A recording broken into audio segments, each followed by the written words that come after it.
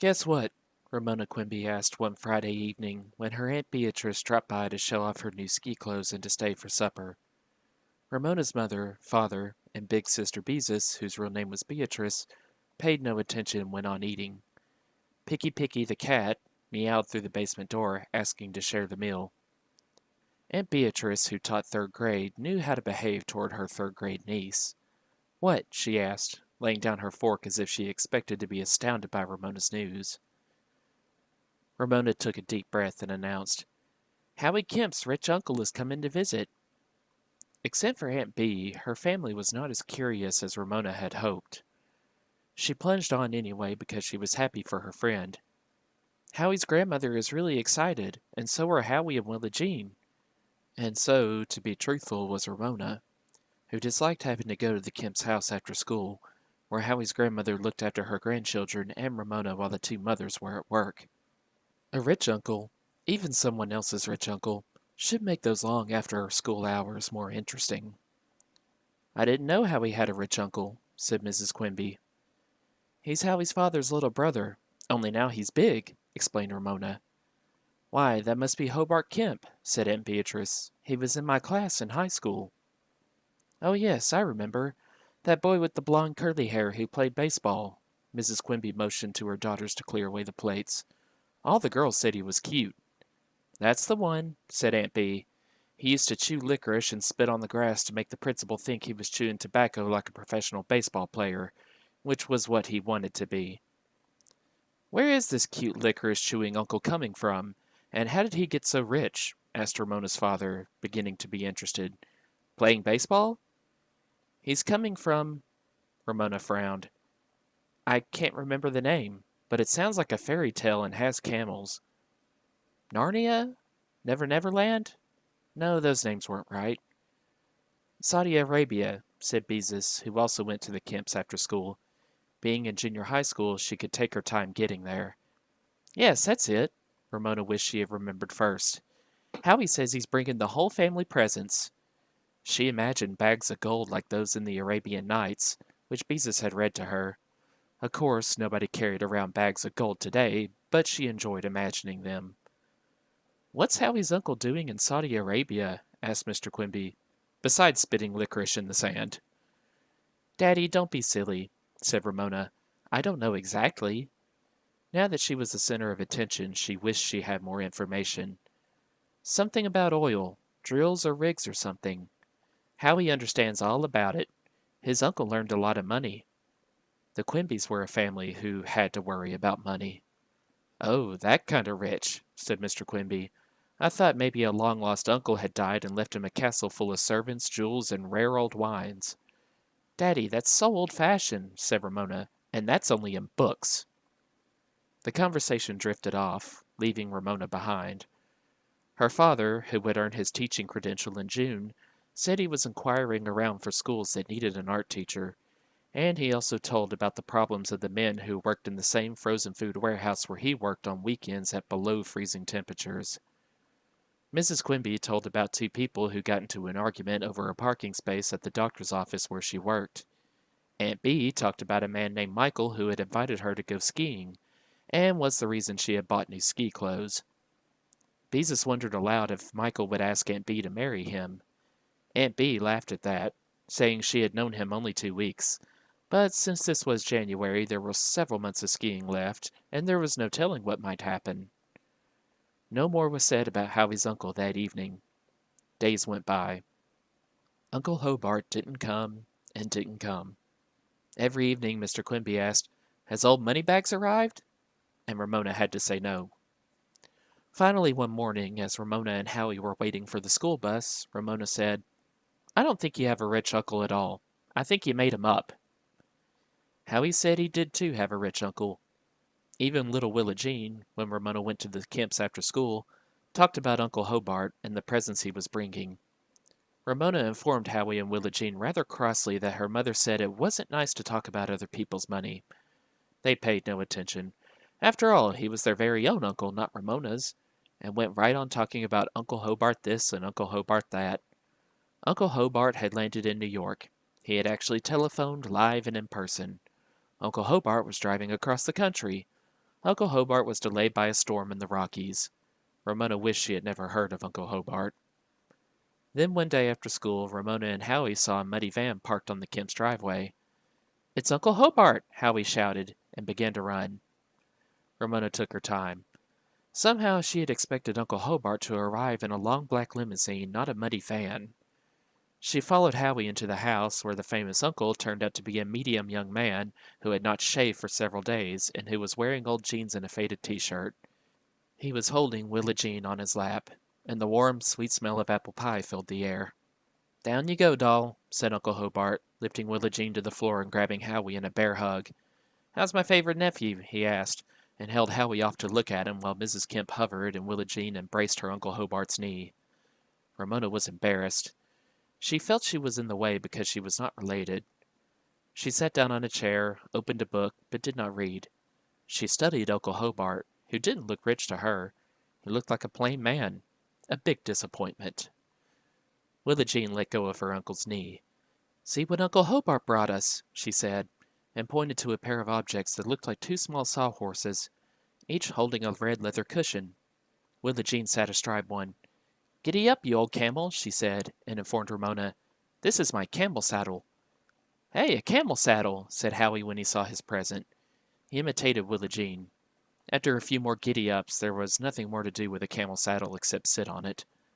"Pooh, who wants a boring old camel saddle?" Ramona wanted to say, at the same time wishing she had a saddle to sit on those winter days when she liked to read by the furnace outlet. Finally Uncle Hobart noticed Ramona. "Well, who's this young lady?" he asked. "Howie, you didn't tell me you had a girlfriend." Both Ramona and Howie turned red and somehow felt ashamed. "Ah, that's just old Ramona," Howie muttered.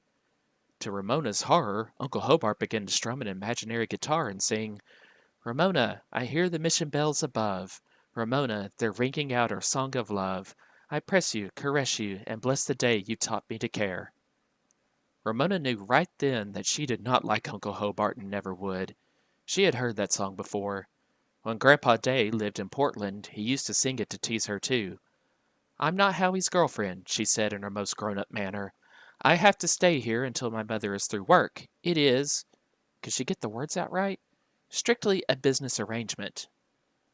Uncle Hobart found this very funny, which made Ramona dislike him even more. "Cut it out, Uncle Hobart," said Howie, a remark much appreciated by Ramona, who pretended to read her book while inside she churned with anger. She was glad she didn't have an Uncle Hobart. She was glad she didn't have any uncles at all, just Aunt Beatrice, who never embarrassed children and always came when the family needed her.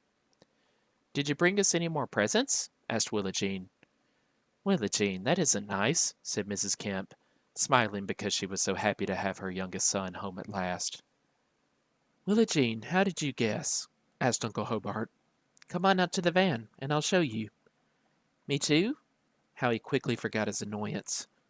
"Sure." As he went out the door, Uncle Hobart said, "It's great to be back in a country full of green grass and trees." Ramona heard Howie ask, "What do camels eat if there isn't any grass?" When they returned, Ramona lost her struggle to be interested in her book. Uncle Hobart was carrying a small accordion. "Grandma, look!" Howie was wheeling what appeared to be part of a bicycle. "It's a real unicycle." "Is it broken?" asked Willa Jean. "It has only one wheel." "Hobart, whatever were you thinking of?" Mrs. Kemp frowned at the unicycle. "I was thinking of the unicycle you wouldn't let me have when I was Howie's age," said Uncle Hobart. "Now, Mom, don't you worry about a thing. I'll help him. He's not going to break any bones." He set the accordion on the floor by Willa Jean. "And this is for you," he said. Willa Jean eyed the accordion. "What does it do?" she asked. "You can play music on it," answered her uncle. "It's a Viennese accordion. I bought it from one of the men I worked with and even learned to play it a little." "Isn't that lovely, Willa Jean?" said Mrs. Kemp. "Your very own musical instrument. We'll put it away until you're old enough to learn to play it." "No," Willa Jean put on her stubborn look. "I want to play it now." Uncle Hobart took the accordion and began to play and sing. "Ramona, I hear the mission bells above. Ramona, They're ringing out our song of love. Ramona stared at her book as she thought mean, dark thoughts about Uncle Hobart. He stopped playing and said, "What's the matter, Ramona? Don't you like my music?" "No." Ramona looked the uncle in the eye. "You're teasing. I don't like grown-ups who tease." "Why, Ramona!" Mrs. Kemp was most disapproving. "That's no way to talk to Howie's uncle." "Now, Mom, don't get excited," said Uncle Hobart. "Ramona has a point. I was teasing, but I'll reform. Okay, Ramona?" "Okay," agreed Ramona, suspecting he might still be teasing. Uncle Hobart, let me play it," begged Willa Jean. The uncle placed Willa Jean's hands through the straps at each end of the accordion. "You squeeze in and pull out while you press the little buttons," he explained. Before he could give any more instructions, Howie grabbed his uncle by the hand and dragged him outdoors. Mrs. Kemp, sure that bones were about to be broken, followed. Ramona watched through the window. Uncle Hobart hopped on the unicycle and, waving to his audience, pedaled to the corner and back. "See, nothing to it," he said, "once you know how." "Hobart, where on earth did you learn to ride that thing?" his mother called out from the front steps. "In college," answered her son. "Come on, Howie, it's your turn." Holding the unicycle upright with one hand, he helped Howie mount the seat over the single wheel. "Now pedal," he directed. Howie pedaled. The unicycle tipped forward, setting Howie on the sidewalk. Indoors, Willa Jean struggled with the accordion, too heavy for her, and made it give out a loud groan, as if it were in pain. "No, not that way," Ramona heard Uncle Hobart say. "It's like riding a bicycle, only instead of balancing sideways, you have to balance back and forth at the same time." With a flushed and determined face, Howie mounted the unicycle again. "If he learns to ride it, maybe he'll let me ride his bicycle," thought Ramona, who longed for a bicycle, even a second-hand, three-speed bicycle. Howie tripped over backward into his uncle's arms. The accordion squawked. Ramona felt rather lonely, left out and in the way. "Hobart, do be careful," shouted Mrs. Kemp above the squawk and screech of Willa Jean's playing. Ramona could see that learning to ride a unicycle was going to take time, so she turned her attention to Willa Jean and the accordion. Willa Jean set her gift on the floor and sat down on her camel saddle with a scowl. "It's too big and it won't play music." "Let me try." Rona was sure she could make music come out of the accordion. "It looks so easy." She slipped her hands through the straps. The only song she could think of was, unfortunately, Ramona. She pumped and pushed the buttons, only to produce the cry of a suffering accordion. She tried pushing different buttons when she pushed the bellows in and out. This was not the music Ramona had in mind. "Maybe your uncle can show you how when he has more time," she told Willa Jean as she set the accordion down carefully on Howie's camel saddle. From outside, Mrs. Kemp's warnings continued. "Hobart! Howie! Be careful!" Ramona and Willa Jean stood by the window to watch Howie, protected by his uncle, actually ride a few feet before he pitched forward onto the sidewalk. "I did it!" he shouted. "He's going to learn to ride it," thought Ramona, "and then I'll get to ride his bicycle." Willa Jean returned to the accordion as if it might have learned to play while she let it rest, but no, it went right on shrieking and groaning. "I know how I'll make it play," she said. Ramona turned from the window in time to see Willa Jean set her accordion on one end of the floor. Holding it down with one foot through the strap, she used both hands to stretch it up as high as she could pull it. Then, as Ramona understood what she was about to do and tried to grab her, Willa Jean quickly took her foot out of the strap, turned, sat on the upended accordion, and lifted both feet from the floor. As she sat down, the accordion uttered one long screech, as if it were dying in agony. "Willa Jean!" cried Ramona, horrified and delighted by the dreadful piercing noise that left her ears ringing. Willa Jean jumped up, beaming. The accordion, Ramona could see, would never rise again. Its bellows had split, silencing it forever. "You broke it," Ramona said, knowing she might have done the same thing at Willa Jean's age. "I don't care," said Willa Jean. "I made a big noise, and now I don't want it any more." Mrs. Kemp burst in to see what had happened. "You naughty girls!" she cried when she saw the remains of Uncle Hobart's present. "But I didn't do it," protested Ramona. "It's not my fault." An expensive musical instrument ruined, said Mrs. Kemp. You're a big girl, Ramona. You should know better than to let Really? Really? You should know better than to let Willa Jean break it. Bite me, Mrs. Kemp? She turned to her granddaughter. Aren't you ashamed of yourself? No, said Willa Jean. It's a dumb old thing that wouldn't play. Willa Jean, go to your room, ordered Mrs. Kemp, who usually felt that anything Willa Jean did or said was cute, sweet, or adorable. I'm ashamed of you, spoiling your nice uncle's homecoming. Scowling, Willa Jean did as she was told. Mrs. Kemp turned to Ramona. As for you, young lady, you sit on that chair until your mother comes for you. Ramona sat, and Ramona seethed, angry at the unfairness of all that had happened. Why should she have to look after Willa Jean when her mother paid Mrs. Kemp to look after Ramona? Yeah, I'm on Ramona's side. And Uncle Hobart was just plain stupid to give a little girl something she couldn't use until she was older. But then, grown-ups were often stupid about presents. Ramona knew. She had been given books to grow into, and by the time she had grown into them, they had lain around so long they no longer looked interesting. But an accordion? Growing up to an accordion would take forever. Outside, other children had come to watch Howie learn to ride his unicycle. Ramona could hear shouts and laughing, and once in a while, a cheer. It isn't fair, Ramona told herself. Even though grown-ups were always telling her life was not fair, it wasn't fair that life wasn't fair. Ramona watched Mrs. Kemp lovingly polish her new brass tray and coffee pot from Saudi Arabia. Ping, ping, ping, went the timer on the kitchen stove. Howie burst in crying, one knee of his jeans bloody. Uncle Hobart followed with the unicycle. The afternoon was not fair, but neither was it boring. Oh my goodness, cried Mrs. Kemp. I knew this would happen. I just knew he would get hurt on that contraption.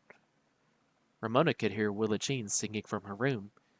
This old man, he is dumb. Knick-a-knack, paddywhack, give a dog a phone. This old man keeps rolling home. Ramona smiled. Willa Jean never got the words to songs right. Ping, ping, ping, insisted the timer. Hobart, turn off the oven and take out the pie while I attend to Howie, directed harassed Mrs. Kemp. Willa Jean stalked into the living room, picked up her camel saddle, and stalked out again. In spite of her bitterness, Ramona found the whole scene most entertaining to watch, better than TV because it was live. When Howie limped back to the living room with one leg of his jeans rolled up and a bandage on his knee, he sat on the couch feeling sorry for himself. Ramona felt sorry for him, too. Mm-mm, Uncle Hobart inhaled. Smell Mom's apple pie, just what I dreamed of every night when I was overseas. He gave his mother a smacking kiss. You're not fooling me, Mrs. Kemp was delighted. You can't make me believe you dreamed of my apple pie every night. I know you better than that. Uncle Hobart noticed Ramona imprisoned on a chair. What's the matter with Howie's girlfriend? He asked. Of course, Ramona did not answer a man who did not play fair. He had promised to reform and not tease. Hobart, what do you think of a big girl who sits and watches while a little girl breaks her accordion? Mrs. Kemp, Ramona understood, did not want an answer. She wanted to shame Ramona. Ramona was suddenly struck by a new and disquieting thought. Mrs. Kemp did not like her. Until this minute, she had thought all adults were supposed to like all children. She understood by now that misunderstandings were to be expected. She had had several with teachers, and often grown-ups and children did not agree. But things somehow worked out. For a grown-up to actually dislike a child and try to shame her, she was sure had to be wrong. Very, very wrong. She longed for Beezus to come so she could feel someone was on her side. But Beezus found more and more excuses to delay coming to the Kemps after school. Uncle Hobart apparently thought he was expected to answer his mother's question. What do I think of Ramona? Well, since she's Howie's girlfriend, I think she's a great kid. Don't you, Howie? Oh, shut up, Uncle Hobart. Howie scowled at the carpet. Good for you, Howie, thought Ramona. You're on my side. Howie, cried Mrs. Kemp, that's no way to talk to your uncle. I don't care, said Howie. My knee hurts. Really, I don't know what got into you children this afternoon. Mrs. Kemp was thoroughly provoked. Ramona could have told her in one word. Grown-ups. Instead, she stared at her book and thought, I am never going to come back here again. Never, never, never. She did not care what anyone said. She did not care what happened. She was not going to be looked after by someone who did not like her. Poor Mom, said Uncle Hobart. How about a piece of your apple pie? Poor us! Ramona included Howie and Willa Jean in her pity, as she wished that some day, just once, she could sit on an accordion. She knew she never would, even if she had the chance. She had grown past Willa Jean's kind of behavior, which had been fun while it lasted. Ramona smiled as she recalled the happy afternoon she had spent when she was Willa Jean's age, boring holes in the garage wall with her father's brace and bit, until she was caught.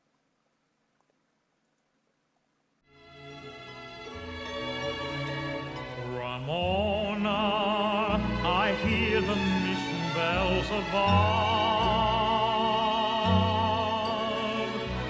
Ramona, they're ringing out our song of love.